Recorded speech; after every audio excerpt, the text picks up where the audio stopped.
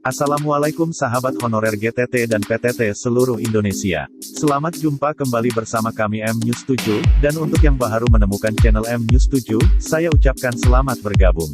Untuk kami siapkan draft Permen Pan RB-nya, Ibu Pimpinan. Pertama tadi terkait penetapan kebutuhannya, tidak lagi hanya oleh Pemda, tetapi juga secara nasional ditetapkan kebutuhan. Kedua, proses rekrutmennya akan kami bedakan antara yang honorer dengan yang rekrutmen baru. Rekrutmen baru ini passing grade-nya bisa kita naikkan setinggi mungkin, dan bahkan lulusan-lulusan terbaiknya bisa kita tempatkan di daerah-daerah 3T.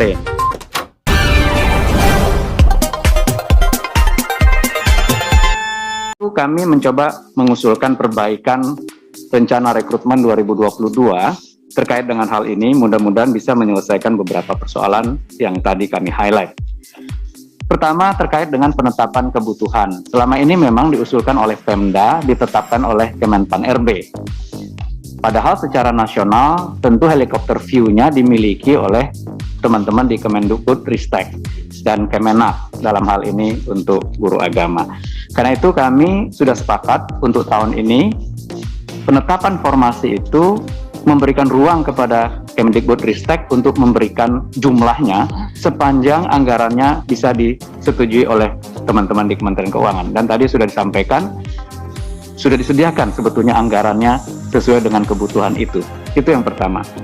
Jadi walaupun nanti Pemdanya hanya mengusulkan 10, kalau Kemendikbud merasa di situ butuh gurunya 100, ya kita akan tetapkan formasinya 100 karena anggarannya sudah disediakan begitu. Itu yang pertama, Ibu Pimpinan. Yang kedua, kita harus membedakan proses seleksi guru-guru honorer yang sudah mengabdi sekian tahun dengan rekrutan baru.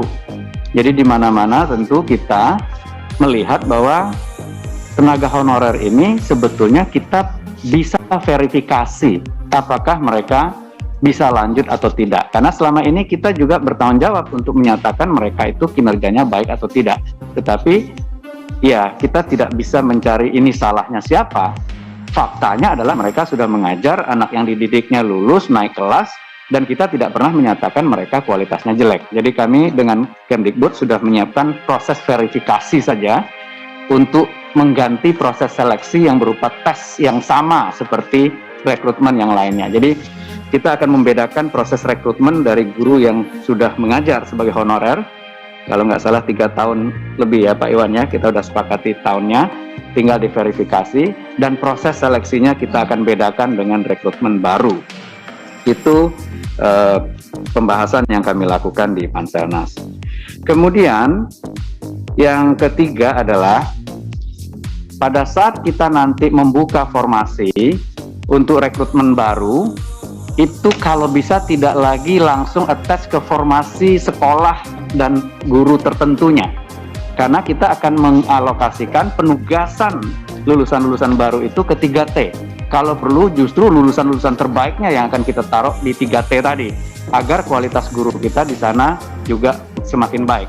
Tetapi tentu kami harus menyiapkan skim insentif atau benefitnya, dan kemudian juga mekanisme mobility-nya setelah 2 atau 3 tahun mereka kemudian ditarik untuk ditempatkan di tempat referensinya mereka. Jadi kita ingin penempatan itu diatur oleh negara, karena ini adalah kebutuhan negara. Jadi orang tidak bisa hanya melamar ke tempat tertentu. Di mana-mana rekrutmen itu ya tugasnya pemberi kerja untuk menempatkan. Tetapi khusus honorer kita prioritaskan adalah di sekolah induknya. Jadi kita bedakan proses rekrutmen antara honorer dengan rekrutmen baru. Kami kira itu 3 hal breakthrough yang kami sedang diskusikan untuk kami siapkan draft Permen Pan RB-nya, Ibu Pimpinan. Pertama tadi terkait penetapan kebutuhannya, tidak lagi hanya oleh Pemda, tetapi juga secara nasional ditetapkan kebutuhan. Kedua, proses rekrutmennya akan kami bedakan antara yang honorer dengan yang rekrutmen baru.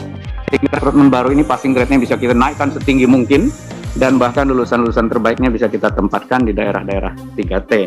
Dan terakhir, proses penempatan tadi bisa dilakukan oleh kita, tidak hanya oleh pelamar yang sudah menetapkan formasi lamarannya di tempat-tempat tertentu. Baik sahabat-sahabat honorer, salam kompak dan salam solidaritas dari kami. Saya akhiri, wassalamualaikum warahmatullahi wabarakatuh.